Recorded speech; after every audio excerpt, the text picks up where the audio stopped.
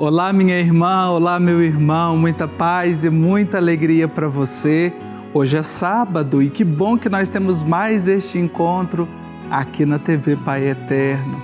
Momento da gente rever algumas partes do nosso programa nessa semana que passou, mas também é uma oportunidade que nós temos para rezar juntos, não é mesmo? De mostrar ao Pai Eterno que nós dependemos dele, que nós confiamos nele e que somos profundamente agradecidos por tudo que ele nos concede. E no início deste nosso programa eu quero compartilhar com você um pensamento de São Basílio. Ele nos diz o seguinte: aquele que semeia a cortesia colhe a amizade, aquele que planta a bondade colhe o amor. Olha que pensamento bonito, aquele que semeia a cortesia colhe a amizade e aquele que planta a bondade colhe o amor. Muitas vezes nós somos acostumados apenas a dizer aquele ditado, né? Aquele que planta vento colhe tempestade, mas São Basílio nos ensina que dá para colher outras coisas, plantar outras coisas e colher outras coisas. E é por isso que nós estamos aqui, juntos, para juntos rezar, para juntos pedir a bênção e a proteção do Pai Eterno. E é por isso que nós agora vamos aqui para a nossa capela, para juntos fazermos a nossa oração. Momento do nosso encontro, momento da nossa intimidade com o Pai Eterno e pedir que essa luz esteja sempre acesa, que ela permaneça acesa em nossa vida, todos os dias. Que esta luz nunca nos falte, que esta luz nos ilumine. E por isso que nós fazemos a oração. Coloque a mão no seu coração e, se possível, feche o seu olho. Peçamos ao Espírito Santo, luz, Ele que vem em forma de luz, fogo, que Ele ilumine as escuridões da nossa vida, que Ele aqueça as friezas da nossa vida.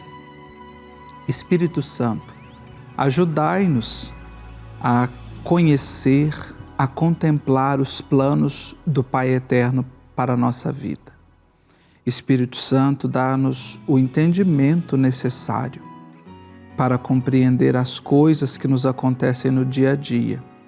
Dá-nos a docilidade da alma, a docilidade também do corpo, para que, moldados pela vossa graça, sejamos sempre abertos a todos os caminhos. Amém. E agora é momento da gente preparar o nosso coração para celebrar bem. Neste final de semana, a Igreja celebra o 26º domingo do tempo comum.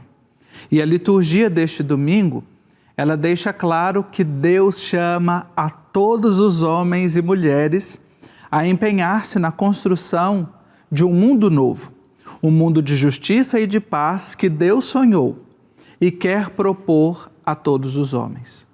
Diante da proposta de Deus, nós podemos assumir duas atitudes. Ou dizemos sim a Ele e colaboramos, ou nós escolhemos caminhos de egoísmo, de comodismo, de isolamento e nos afastamos do compromisso que Deus nos pede. A palavra de Deus exorta-nos a um compromisso sério e coerente com Deus.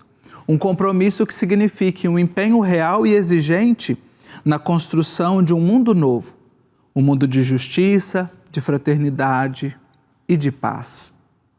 Na primeira leitura, que será proclamada em todas as igrejas do mundo, o profeta Ezequiel convida os israelitas exilados na Babilônia a comprometerem-se de forma séria e consequente com Deus, sem rodeios.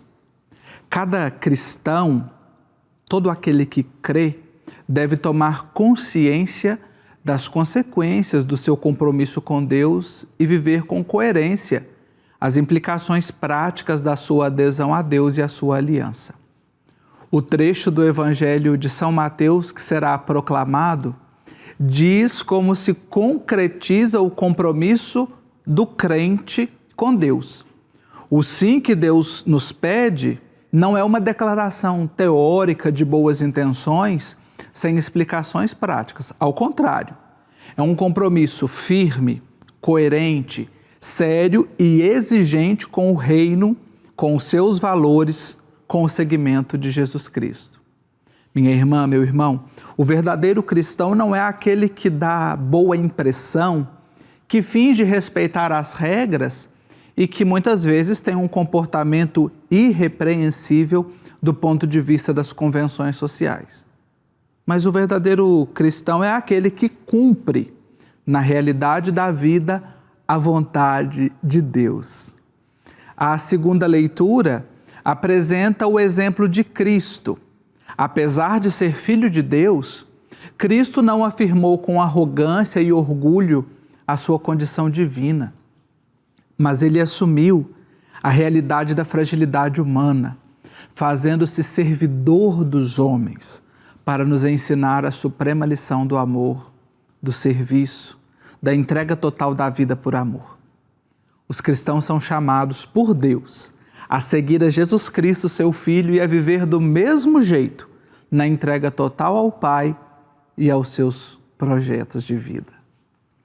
Abramos o nosso coração e acolhamos com alegria a mensagem do Senhor neste domingo. Proclamemos junto com o salmista: lembrai-vos, Senhor, da vossa misericórdia. Lembrai-vos, Senhor, da vossa misericórdia. Que estas palavras possam ecoar em nosso coração e nós possamos, de fato, viver bem o que a Igreja nos propõe ao celebrar mais um domingo, dia do Senhor, dia da nossa Páscoa semanal. E agora é momento de nós pedirmos a intercessão do Santo do Dia.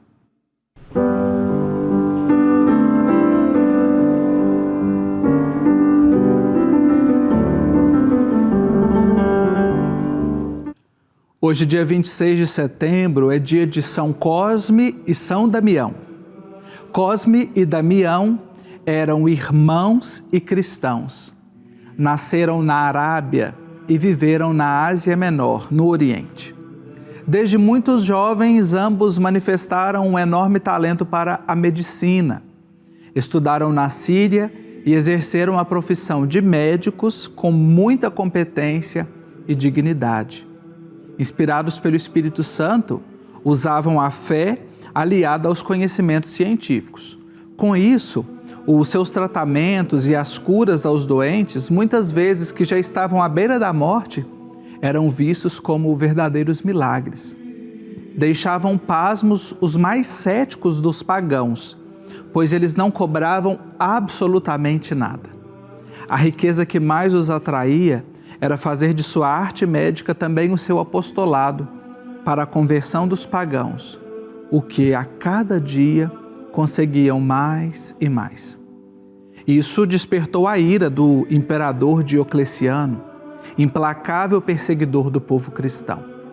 Na Ásia Menor, o governador deu ordens imediatas para que os 2 médicos cristãos fossem presos e acusados de feitiçaria por causa das curas. Mandou que fossem barbaramente torturados por negarem-se a aceitar os deuses pagãos. Em seguida, eles foram decapitados. O ano não pode ser confirmado, mas com certeza foi no século IV. Os fatos ocorreram em Ciro, cidade vizinha a Antioquia, na Síria, onde eles foram sepultados. Mais tarde, seus corpos foram transladados para uma igreja dedicada a eles. Quando o imperador Justiniano ficou gravemente enfermo, ele deu ordens para que se construísse em Constantinopla uma grandiosa igreja em honra dos seus protetores. Mas a fama dos 2 correu rápida no Ocidente também, e a partir de Roma, com a basílica dedicada a eles, construída a pedido do Papa Félix IV. Tal solenidade aconteceu num dia 26 de setembro. Assim passaram a ser festejados nesta data. Os nomes de São Cosme e São Damião, entretanto, são pronunciados infinitas vezes todos os dias. No mundo inteiro, a partir do século VI, eles foram incluídos no cânone da missa, fechando o elenco dos mártires citados na oração eucarística número 1. Os santos Cosme e Damião são venerados como padroeiros dos médicos, juntamente com São Lucas, também padroeiro dos farmacêuticos e das faculdades de medicina. Que a exemplo de São Cosme e São Damião, o nosso coração se abra grandemente para acolher a graça de Deus e nós também sermos sinais de cura na vida dos nossos irmãos e irmãs. Vamos rezar então a nossa oração pedindo a intercessão de São Cosme e Damião. As nossas mãos voltadas para o céu, para que a nossa oração toque o coração do Pai Eterno.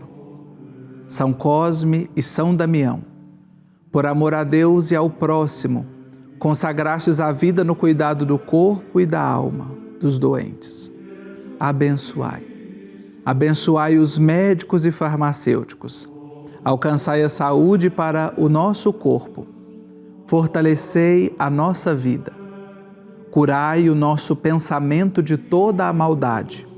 Com a vossa proteção, conservai o meu coração, sempre simples e sincero. Amém. São Cosme e São Damião, rogai por nós. Como é bom pedirmos a intercessão dos santos e por eles sermos abraçados e conduzidos ao coração do Pai Eterno.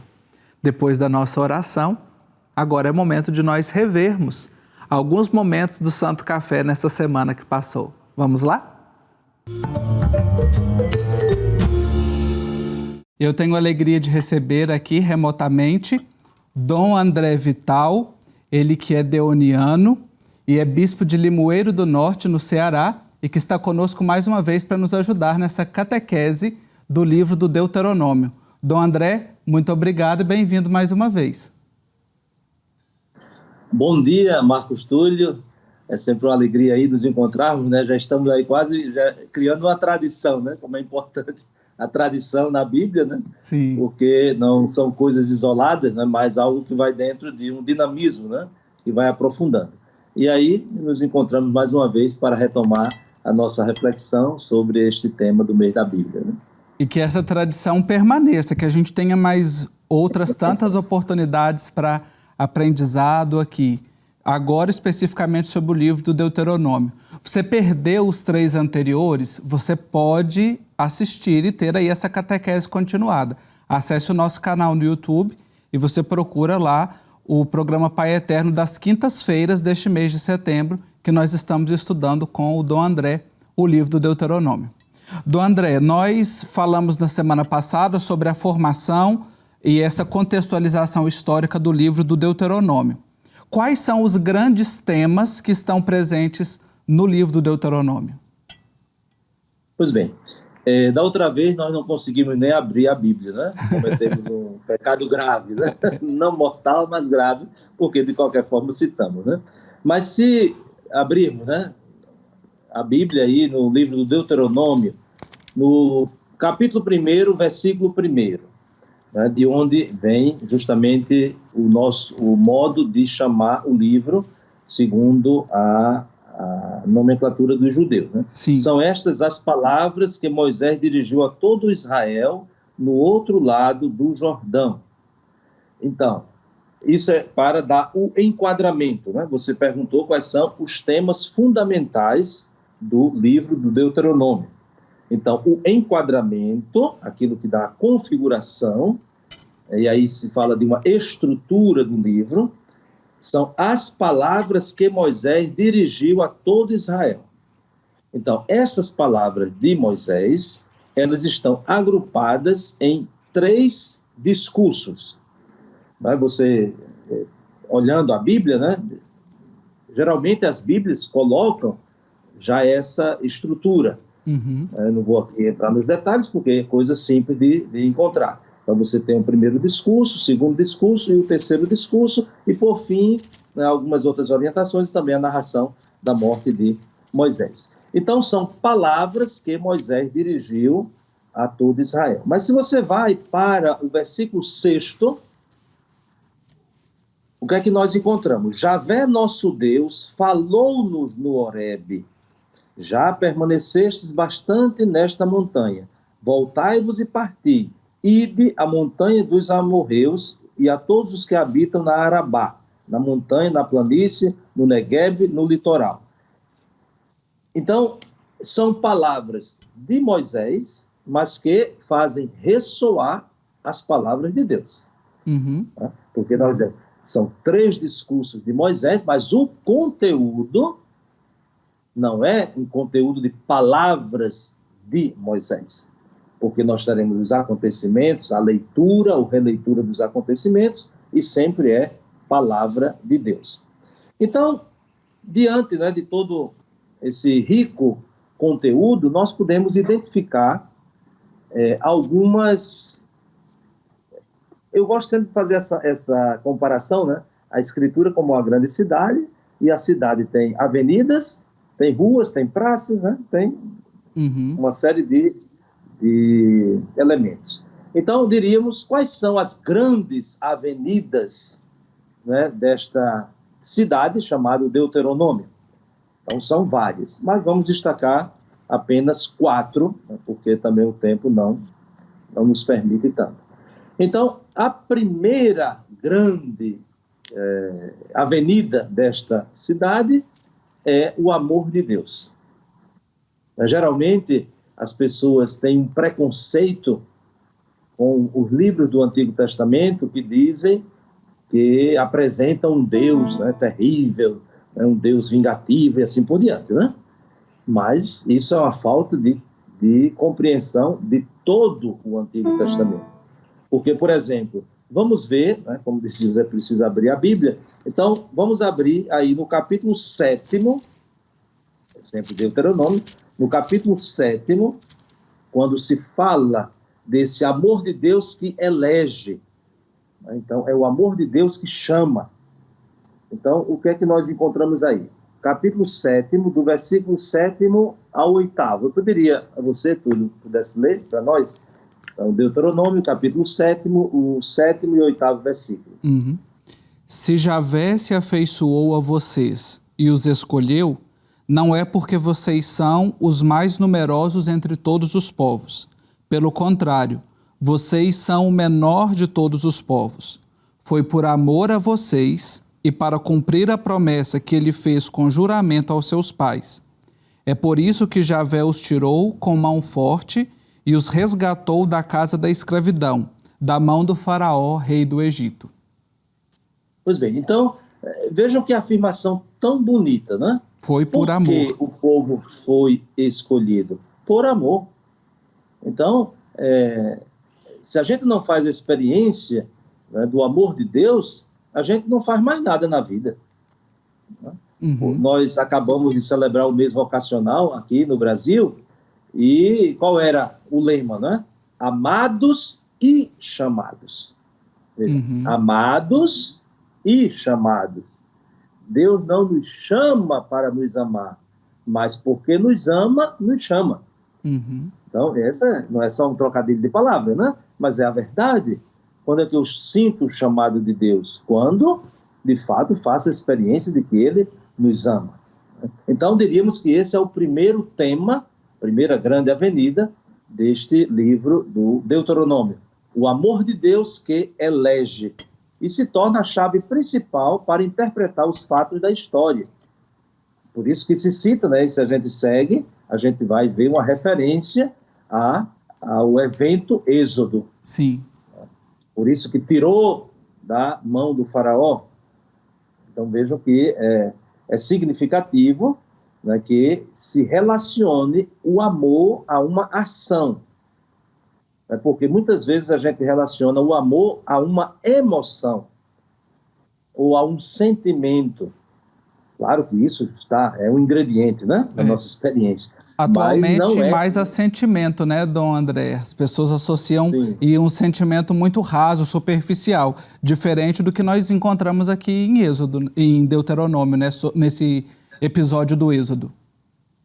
Sem dúvida. Eu até diria, se a gente assim, aprofundasse um pouco mais, que é uma distinção entre sentimento e sensação, né? Hoje é muito mais epidérmico, é sensação. Então, se você tem uma sensação prazerosa, aí você já diz que está amando. Né? Mas não é. de forma nenhuma. O sentimento é uma percepção valorizada daquela experiência. Então, eu não tenho só uma sensação, eu preciso ter um sentimento. O sentimento é humano. Por quê? Porque ele é expressão de que você reconhece o valor da experiência que está fazendo. E, portanto, não é só uma percepção sensitiva. Não é? Uhum. Então, por exemplo, alguém vem aqui por trás, você não está vendo, coloca a mão no seu ombro. Você tem uma sensação. O toque é uma sensação.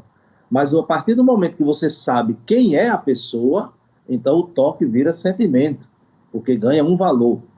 Se é uma pessoa que você não simpatiza, o sentimento é negativo. Sim. E é de repulsa. Se é uma pessoa que você simpatiza, se afeiçoa, então aquele toque, aquela sensação, torna-se sentimento no sentido muito positivo, né? Uhum. Então, esse amor de Deus, que se encontra no livro do Deuteronômio, ele é sempre expresso naquilo que Deus faz.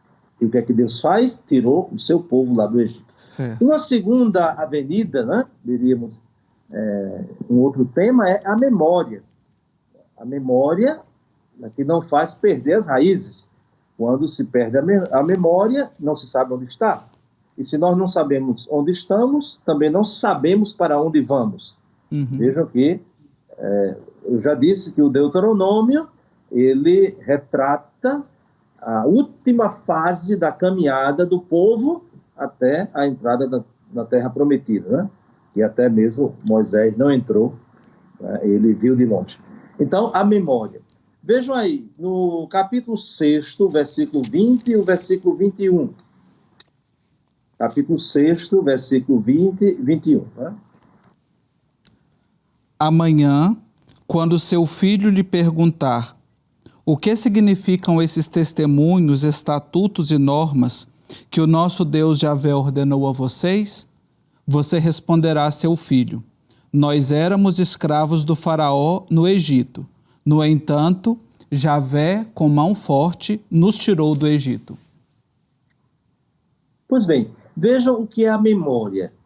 A memória é tornar presente um fato do passado. Uhum. Memória não é uma excursão ao passado. A memória não é uma espécie de viagem arqueológica para o passado. Mas a memória é tornar presente um acontecimento que se situa no passado, mas que tem suas consequências para o presente. E isso é muito próprio do livro do Deuteronômio. Dom André, o senhor falou para nós sobre o amor de Deus e sobre a memória como dois grandes temas do livro do Deuteronômio. Nós temos mais quais grandes temas? Tem algum deles que se sobressai como um grande tema para a compreensão desse livro? Sim, sem dúvida. É o tema da aliança. A aliança é uma grande avenida também deste livro. Podemos ver aí, no capítulo 5º, o versículo 2º e o 3º. Então, Deuteronômio, capítulo 5, versículos 2º e 3º. Javé, o nosso Deus, fez aliança conosco no Horebe.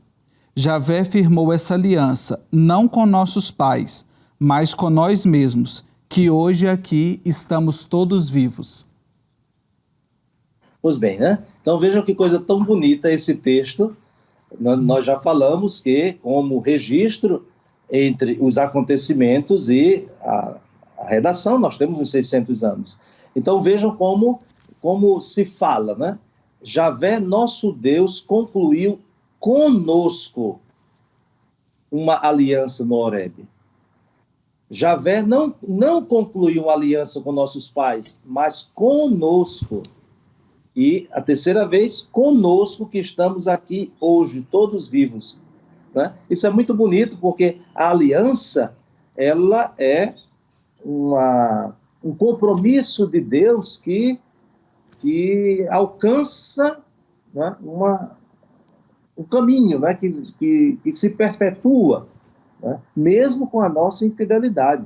E aí a gente, na liturgia, aliança, né, a gente ouve essa expressão, a nova e eterna aliança. Teve uma, né, antiga, várias alianças, e ele assume a nova e eterna. Né? É uma imagem, um símbolo também muito comum e de fácil assimilação para nós.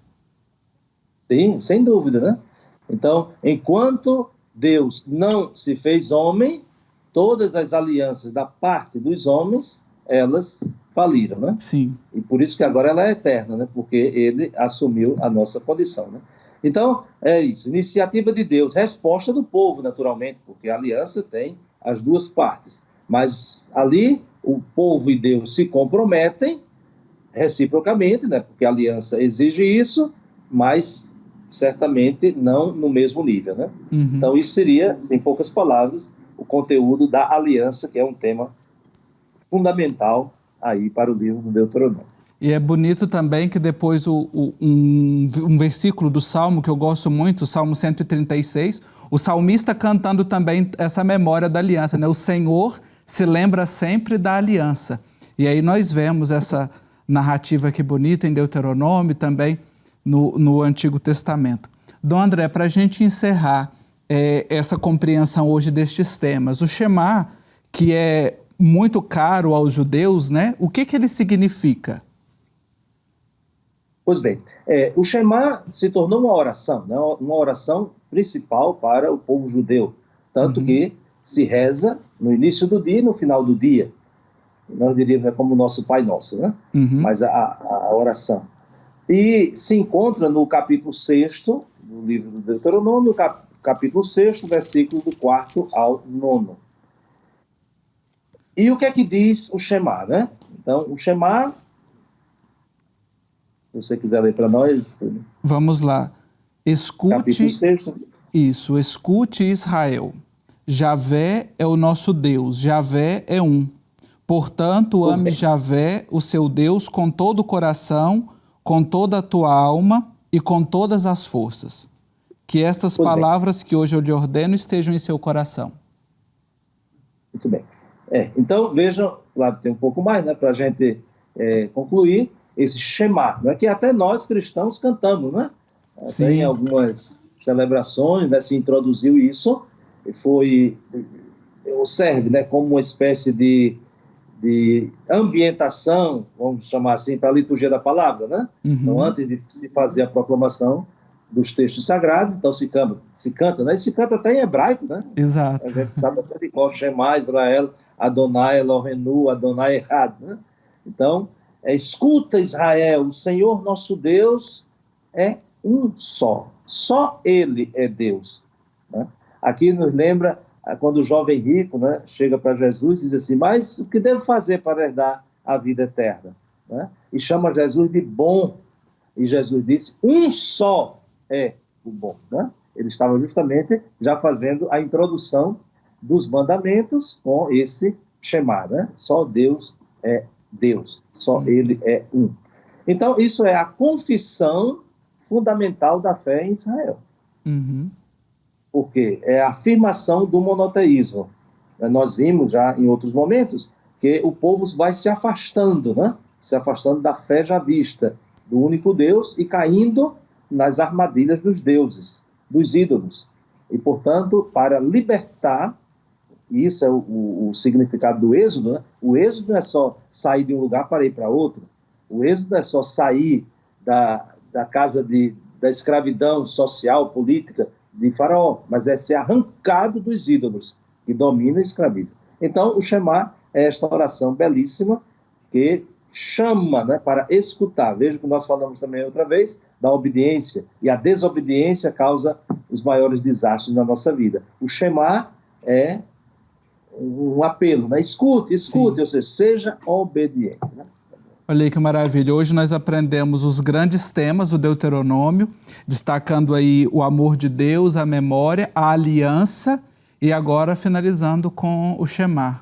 Vamos saboreando a beleza da palavra de Deus que se revela a nós por meio do livro do Deuteronômio. Eu agradeço ao Dom André Vital pela disponibilidade em estar conosco e mais um aprendizado do livro do Deuteronômio. E nós temos mais um para encerrar e deixar também esse gostinho de querer aprofundar ainda mais, né, Dom André? Amém, Dom André. Uma alegria, Túlio. Um abraço para você e bom trabalho. Obrigado. Obrigado você também que esteve comigo aqui tomando Santo Café. Vou fazer um rápido intervalo. e daqui a pouquinho a gente volta para continuar o nosso programa. Até já!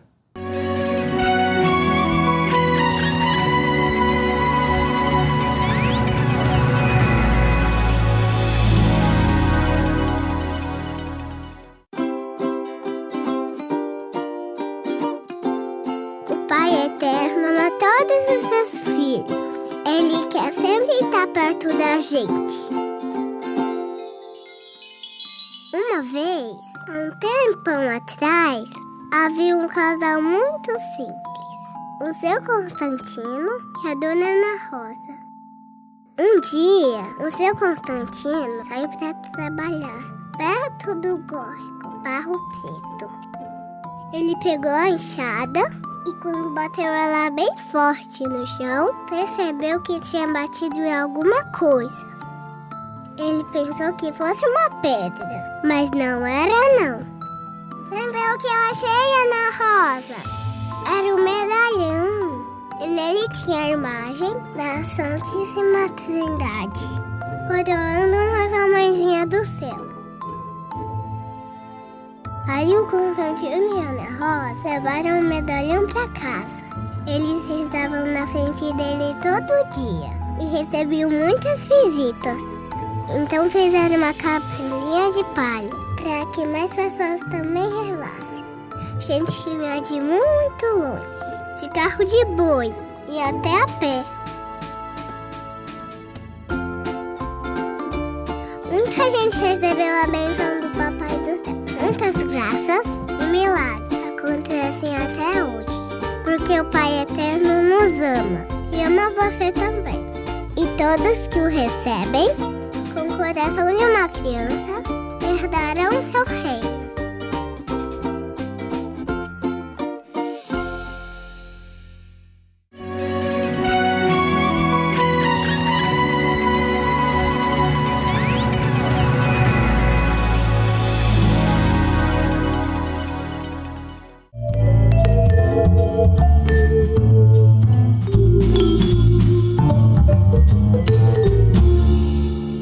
E olha, eu já estou aqui com o meu cafezinho para tomar durante a prosa e posso confessar, eu queria muito que esta pessoa estivesse aqui comigo, do ladinho aqui na mesa, porque é um amigo muito querido. Mas como ele não pode estar aqui, nós vamos fazer uma conexão diretamente com a capital da Bahia, com Salvador. O nosso convidado de hoje para o Santo Café é o Padre Manuel Filho, coordenador nacional da Pastoral do Turismo. Bem-vindo ao programa Pai Eterno, Padre Manuel, bem-vindo ao Santo Café. Queria falar contigo, agradeço imensamente o convite em meu nome e de toda a Pastoral do Turismo no Brasil. Desde aqui, estou na minha paróquia, estou na paróquia Ascensão do Senhor, aqui em Salvador, mas estou falando em nome de toda a Pastor do Brasil, nestas vésperas do Dia Mundial do Turismo. Isso aí, uma alegria falar com você. Isso aí, olha que maravilha. O Padre Manuel Filho, ele é o coordenador nacional da Pastoral do Turismo, como ele bem disse, no próximo domingo, não é isso, Padre Manuel? Dia 27, nós celebramos o Dia Mundial do Turismo. E o tema para este ano é o Turismo e Desenvolvimento Rural. Vamos começar um pouquinho, antes da gente entrar no tema da pastoral, do tema do Dia Mundial do Turismo, como é que nós estamos aí, turismo, nós sempre pensamos que exige movimento, viagem, passeio, mas nós estamos num período de pandemia, em que muitas dessas coisas estão com restrição. Como é que a Pastoral do Turismo avalia esse momento de turismo, turismo religioso e o contexto da pandemia?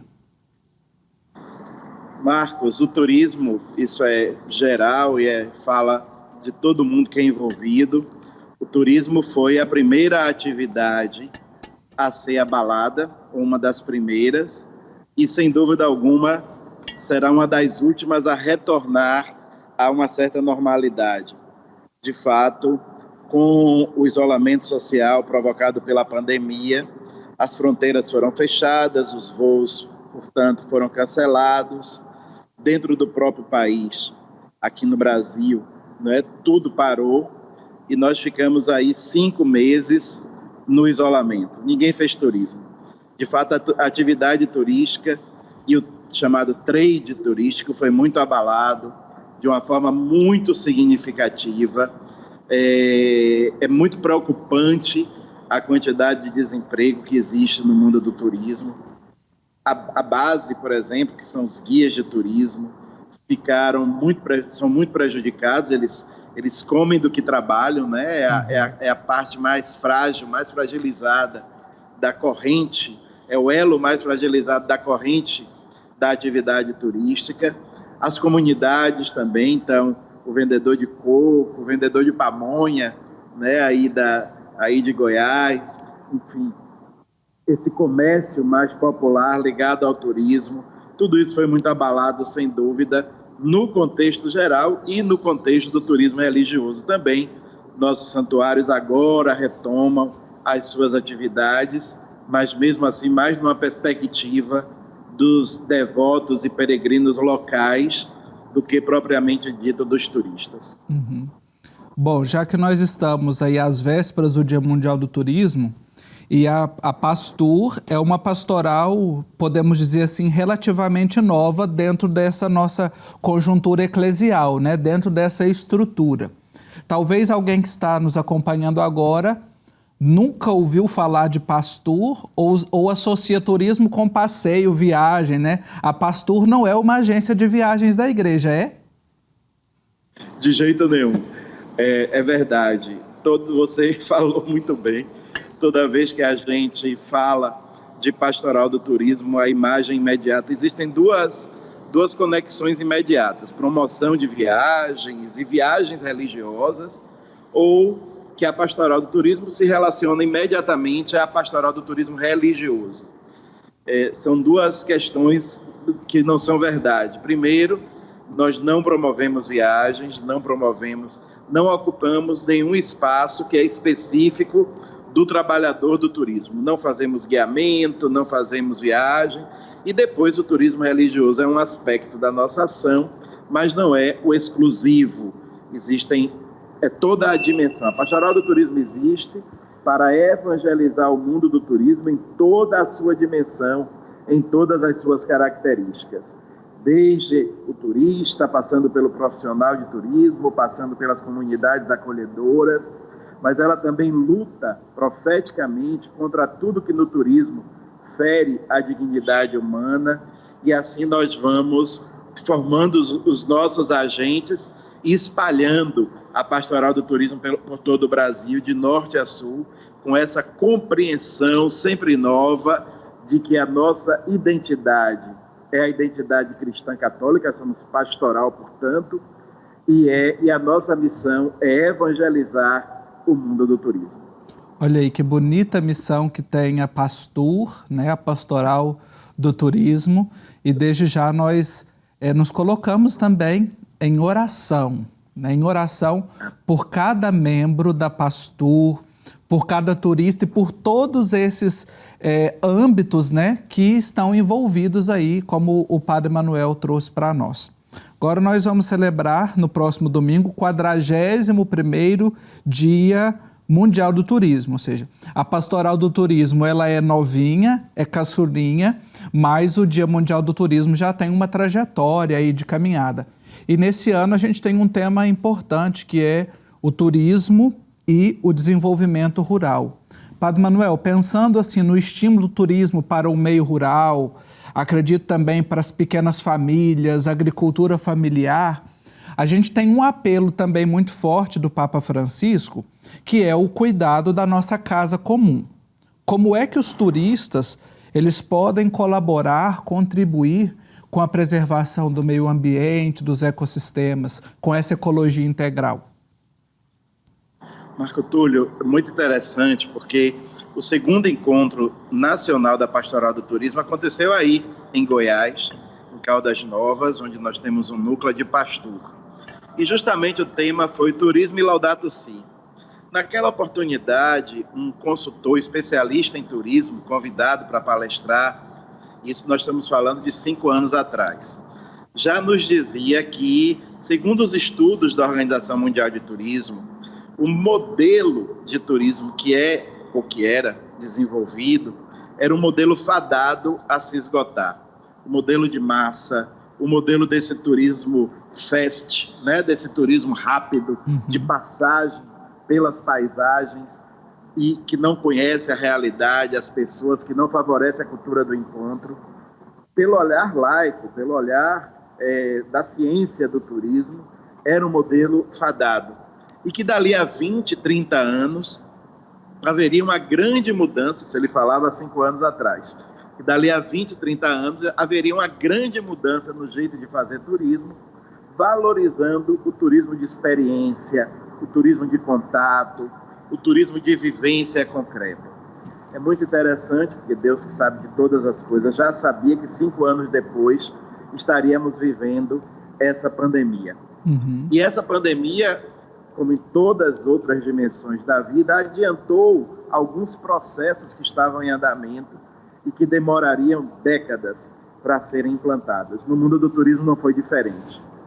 De fato, a gente é convidado hoje a viver aquilo que nós já pensávamos, inclusive na Pastoral do Turismo em toda a América Latina, com o turismo de base comunitária, que é uma das linhas de ação da Pastor. Nós já pensávamos e falávamos nisso. Um turismo de experiência, um turismo de envolvimento cultural, um turismo de troca, um turismo de vivência, de conhecimento das pessoas, naquela perspectiva que o Papa Francisco também traz da cultura do encontro. Um turismo Laudato Si. Sem dúvida alguma, o que nós vemos no tema do Dia Mundial do Turismo desse ano é essa perspectiva. A perspectiva do desenvolvimento rural, porque, segundo todas as expectativas e todos os estudos, inclusive nessa semana o Sebrae Brasil lançou um estudo uma pesquisa sobre o turismo nesse novo momento para o Brasil, uma pesquisa de expectativa, e está lá: turismo familiar, turismo rural, turismo religioso. Que maravilha a gente poder contemplar a criação como um todo, a nossa casa comum, essa expressão tão cara, né, do Papa Francisco, e que a gente não só precisa de discursar sobre ela, mas precisa de ver o mundo como nossa casa comum.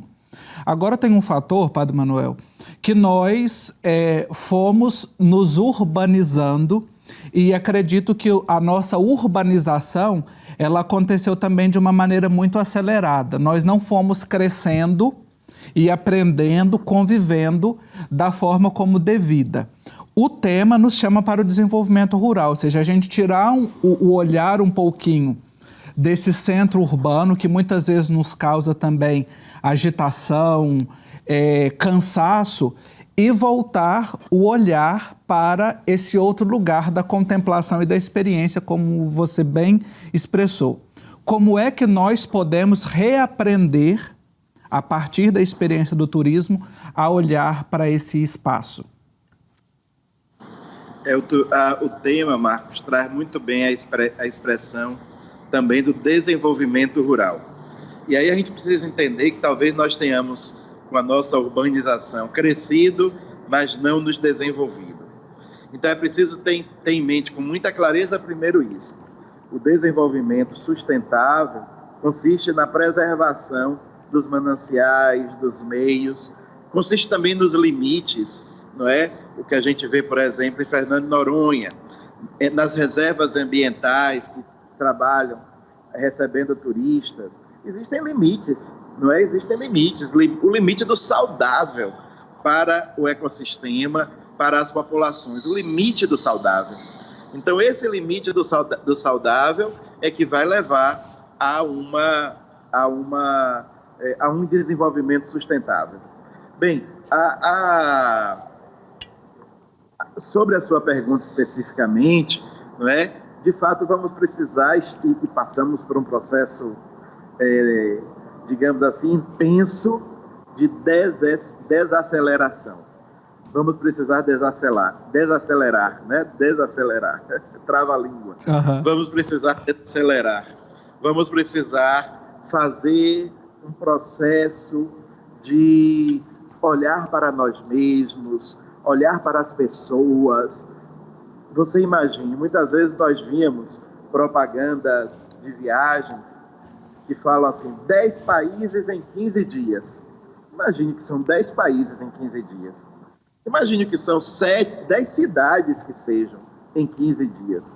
O que é que efetivamente você viu, você conheceu, você experimentou dessa cidade? É praticamente uma passagem de ônibus, não é? Vendo as paisagens como quem passa por uma grande tela de televisão ou de cinema 3D. De fato, o que é que nós vamos... Aí a gente tem conversado, por exemplo, com muitos agentes de viagem, temos conversado com especialistas, participado também de momentos assim. O que é que nós vamos viver agora? Ao invés de 10 cidades fest, de passagem, em 15 dias, uma cidade, uma cultura, pessoas, diálogos, encontros em 15 dias. Ficar no lugar, viver o lugar, ter tempo de sentar e ver as pessoas passarem. A desaceleração que será necessária. Olha aí que maravilha, isso é uma experiência realmente incrível. Nas últimas oportunidades que eu tive para fazer turismo, né, para viajar, às vezes a gente vai muito a trabalho, mas das últimas vezes que eu fui realmente para descansar e tudo, eu procurei fazer isso, sabe, de parar, que é algo de contemplação. E a gente volta realmente com a alma renovada, que às vezes você faz uma viagem ali corrida, você volta mais cansado do que você saiu.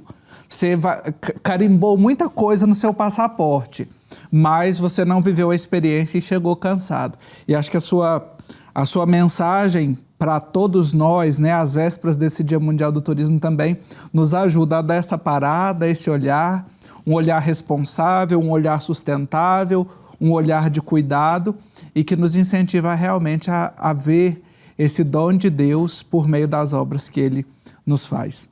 Padre Manuel Filho, coordenador nacional da Pastoral do Turismo, muito obrigado mesmo pela oportunidade dessa conversa.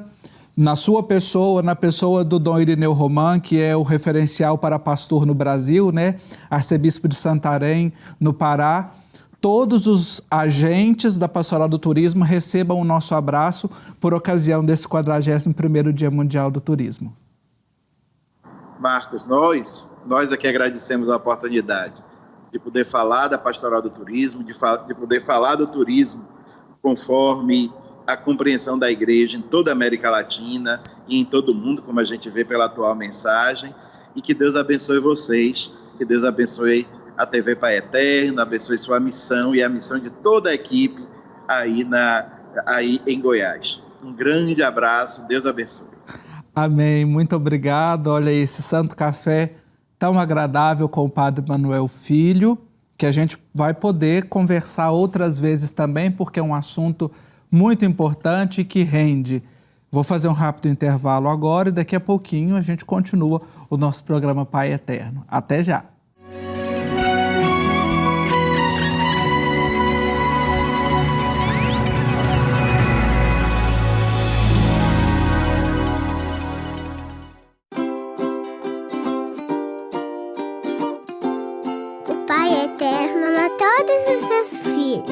Ele quer sempre estar perto da gente. Uma vez, há um tempão atrás, havia um casal muito simples. O seu Constantino e a dona Ana Rosa. Um dia, o seu Constantino saiu para trabalhar perto do córrego Barro Preto.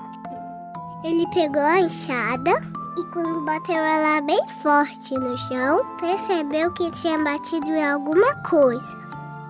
Ele pensou que fosse uma pedra, mas não era não. Entendeu o que eu achei, Ana Rosa? Era um medalhão. E nele tinha a imagem da Santíssima Trindade, coroando nossa mãezinha do céu. Aí o Constantino e a Ana Rosa levaram o medalhão para casa. Eles estavam na frente dele todo dia e recebiam muitas visitas. Então fizeram uma capelinha de palha para que mais pessoas também rezassem. Gente que vinha de muito longe, de carro de boi e até a pé.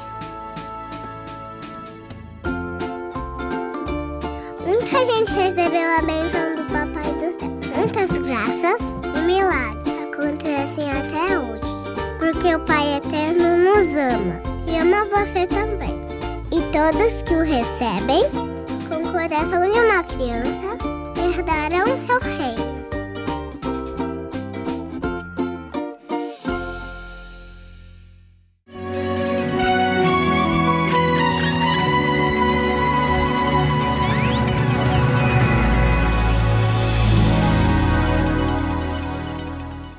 Estamos de volta aqui no programa Pai Eterno, e como foi bom a gente rever esses momentos do Santo Café, não é verdade?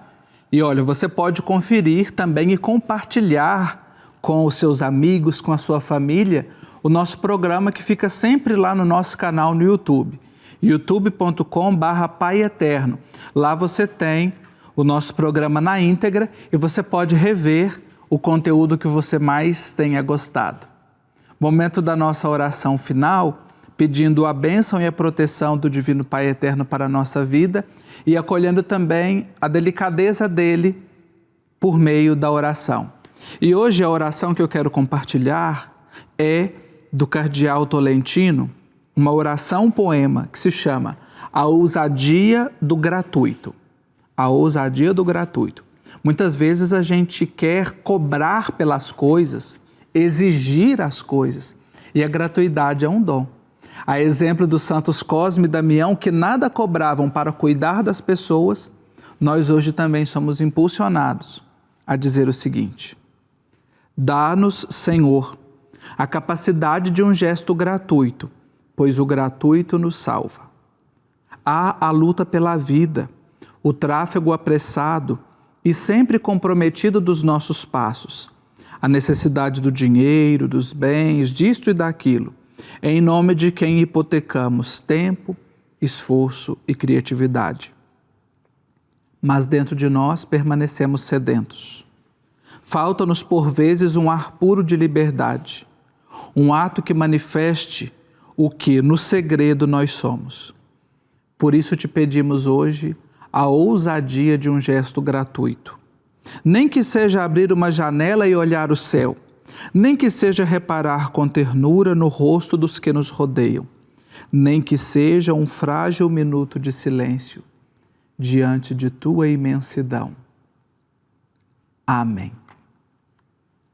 E assim, com o coração agradecido e desejoso de que a gratuidade possa sempre ser vivida em nossa vida, nós pedimos a intercessão da Virgem Maria. Doce Mãe, seus olhos de nós não afaste, nos acompanhe em toda parte e nunca nos deixe sós.